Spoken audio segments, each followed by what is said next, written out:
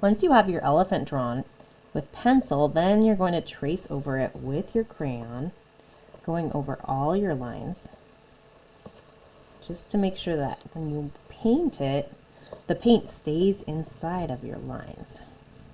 The crayon will help to trap the watercolor in the shapes that you want it to stay in.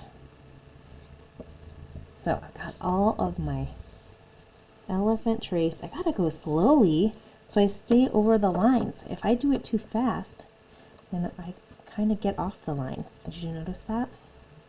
So I gotta just do it slowly. Slow. I'm gonna do the eye also. Just like that. And this is my leg. And then I got my feet.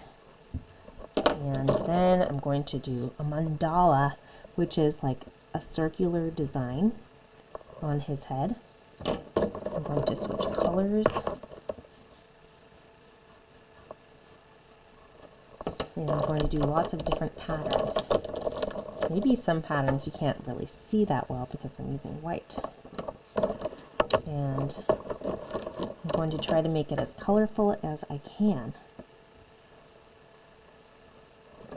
And as intricate as I can. So, I'm going to do lots of designs, lots of different kinds of designs. The more detail you can get, the better it's going to look. And maybe he'll have some little yellow tassels coming down. Like that. And I'm going to take maybe yellow or white and outline his eyes. And I'm going to outline his knees, where he's got lots of wrinkles. I'm going to add some wrinkles on the trunk. I know you can't see it very well, but I'll trace it with black crayon too, so you can see the lines that I've made. But it'll look pretty cool if you've got black lines and white lines. Okay, now I'm ready for watercolors. So I'm just going to take black and my color, and I'm going to just wake up my black with the water, just like that. I'm not going to pick it up. I'm going to keep it in the tray. And then I'm just going to outline the elephant first, and you'll see that it starts to go over that crayon, creating a crayon resist. And it's going to start to look gray with the more water I use. If I want it to look dark and black, I'll use more black, but I can dip it back in water if I want it to be a nice light gray color. Okay. So the water is kind of like white. If you add white to black, then it turns gray. But you want to stay inside the line, so you want to just outline the elephant first with your brush. Make sure it's like a ballerina, always on its tippy toes. And then we'll do the inside. More water, more black. If you want it to be a little darker, you can go back over that part. Whoops! Oh no. A little trick you can use if you don't want that part to get painted on is you can just color the tusk with white crayon so that it'll resist the watercolor. I should have done that. Oh man. So you should do that, just in case you get some watercolor on your tusk. And won't let any watercolor get on there. And then I will finish outlining my trunk.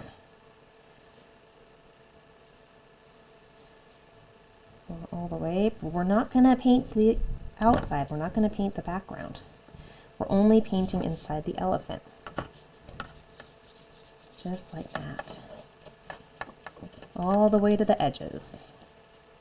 Now this is our project for the multicultural night, so we really want to make sure it looks the best we can make it. Maybe down here you want to do that with the white crayon too, so you get that resist. And see, if I go over it, it still just resists it.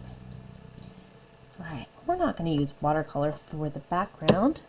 We're going to do something different. So I decided I'm going to color the background with my crayon and create a resist for that part too.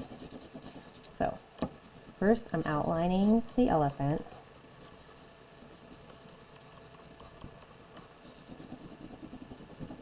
And making sure I get as much as I can.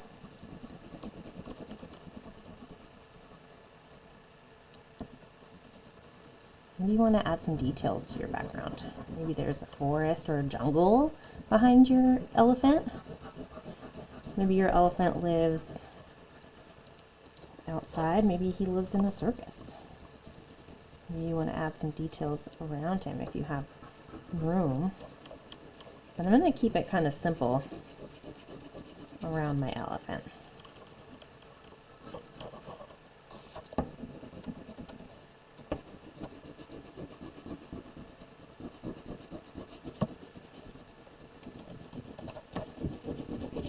And I'm going to color in the whole background.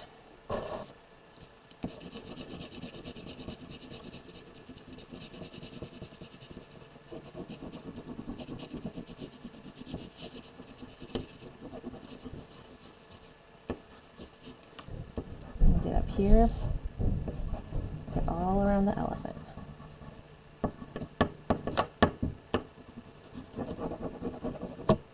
And now, don't forget these little parts in between. Okay, now I think it would look really cool if I took my watercolor black and I went over that part too. Look how it just kind of glides over that crayon. It looks really neat. A little more water.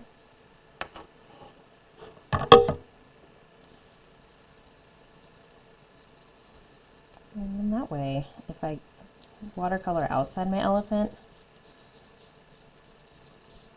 it doesn't matter. There.